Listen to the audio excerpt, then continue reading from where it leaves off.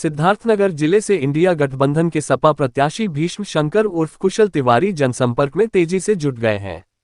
आज जिला सपा कार्यालय पर इंडिया गठबंधन के जिले के विभिन्न दलों के पदाधिकारी और जनप्रतिनिधियों के साथ उन्होंने बैठक की।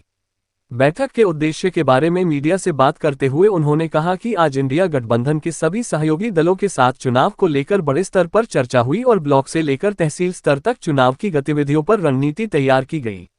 उन्होंने कहा कि आज इस बात पर चर्चा हुई कि चुनाव आचार संहिता का पालन करते हुए कैसे जन जन तक पहुंच के अपनी नीतियों को बताया जाए। सपा से टिकट न मिलने से नाराज अन्य दावेदार प्रत्याशियों की नाराजगी और उन्हें मनाने को लेकर उन्होंने कहा कि सब एक परिवार के हैं और जब कोई प्रत्याशी घोषित होता है तो सारे ही लोग उनके साथ खड़े हो जाते हैं। यहाँ पर भी किसी भी तरह की कोई गुटबंदी नहीं है। उन्होंने कहा कि सिद्धार्थनगर जिला हर मामले में पिछले पायदान पर है। उन्होंने कहा कि यहाँ शिक्षा, स्वास्थ्य और कृषि के क्षेत्र में बहुत कुछ करना है। स्वास्थ्य संबंधी समस्याएं हर गांव में है तो वही कोई कल कारखाना न होने और कृषि के क्षेत्र में भी अच्छी सुविधाओं न होने की वजह से यहाँ के लोग। पहली बार एक बड़ी बैठक हुई, क्या चर्चा हुई? चुनाव रणनीतिक चर्चा हुई।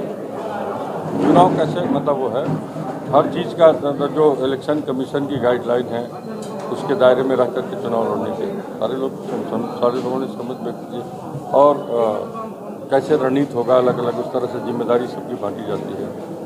कार्यकर्ता पार्टी का रीढ़ होता है।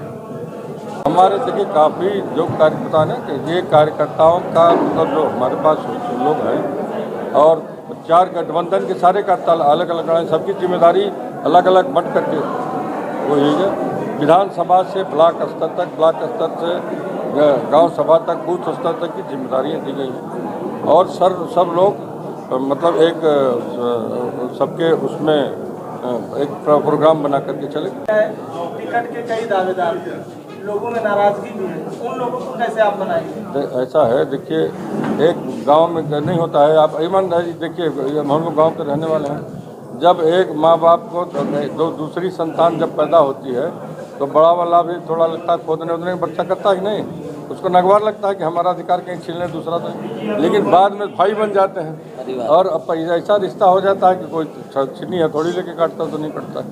देखिए दुनिया में ये बीमारी बहुत बड़ी है कि भ्रम और गलतफहमी का, तो आज तक कोई कौन किसका वोट है। देखिए हमारे पास ये हमारी क्षमता कैसी है, हम किसको कैसे प्रभावित करेंगे, ये तो रणनीति है। यहाँ पर जो माहौल है उस माहौल से हम ही नहीं, हमसे ज़्यादा आप परिचित हैं, समझ गए ना।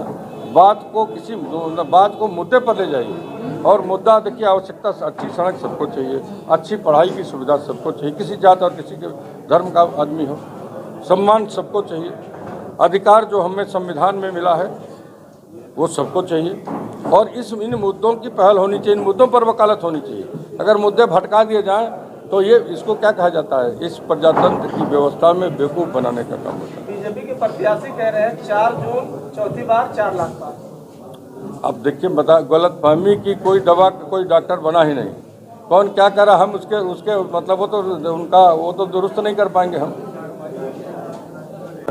आप किन मुद्दों को लेकर बड़ी सारे कोई मुद्दा बताइए।